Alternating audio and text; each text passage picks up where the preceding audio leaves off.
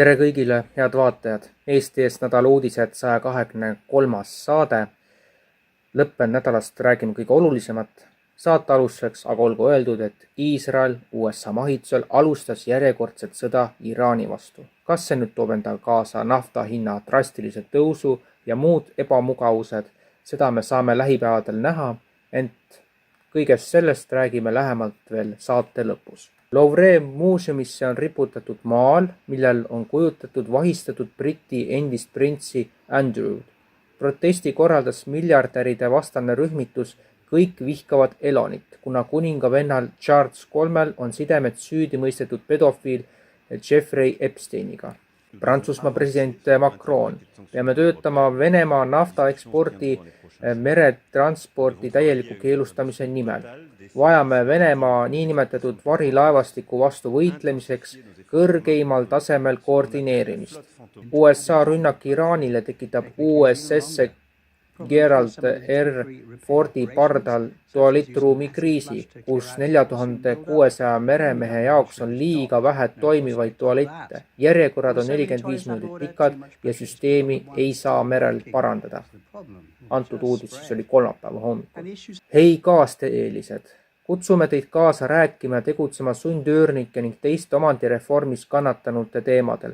Ootame koosolekule kõiki, kes soovivad astuda liikmeks või panustada muul viisil aktiivselt ideede, kogemuste, suhtluse, korraldusliku abiga ja nii edasi.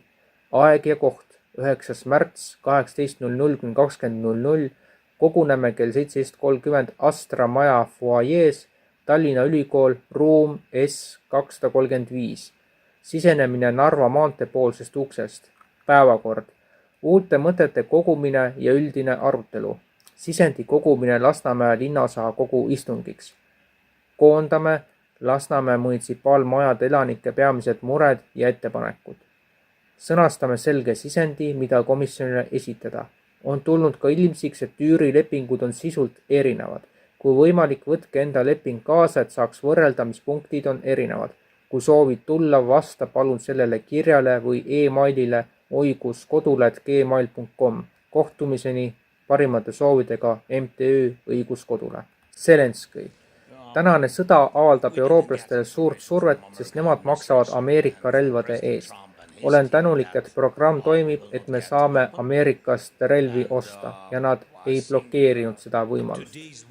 Iraani president Masoud Pezeshkian. Meie vaenlased ütlevad, et Iraan ei tohi taotleda tuumarelvi. Seda oleme me ise korduvalt kuulutanud, et me ei taotle tuumarelvi. Iraani välisminister Arakhi. Tänane voor oli seni toimunud voorudest parim.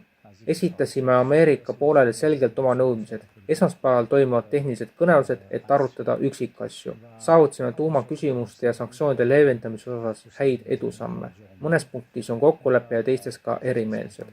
Nagu me praeguseks siin teame, esmaspäeval ilmselt tehnilisi kõnelusi ei toimu, kuna Iraani vastu on algatatud järjekordne absurdne sõda. Ja nüüd siis saate lõppu lubatud kaadrid. Alustuseks hetkest, mil Iisrael Iraani ründas. Järgnevalt Iraani lennukid lendavad Teherani kohal õhus. Ja tiibraketid lendavad üle Erbili Iraani suunas. Ja selliste arengute keskel me näeme, et mitte mingisugusest rahust, vähemalt sellisest rahust, mida inimesed tegelikult ka ootavad, ei saa rääkida. Ja kui keegi siin ütleb, et Iraan jääb viimaseks, siis kaugeltki mitte. Kuuba on juba üks järgmisi sihtmärke, teistest rääkimata, aga kuhu see kõik lõpuks välja viib, see on nädalate, võib-olla päevade küsimus. Tänasest kõik. Aitäh kõigile, kes te olete meie saateid vaadanud ja kui arengud jätkuvad sellised, nagu nad nüüd värskelt on kujunenud, siis me tuleme ka järgmine nädal saatega eetrisse ja siis on põhiteemaks loomulikult Iraani ümber toimuv. Aga meie kohtume teiega siis nädala pärast.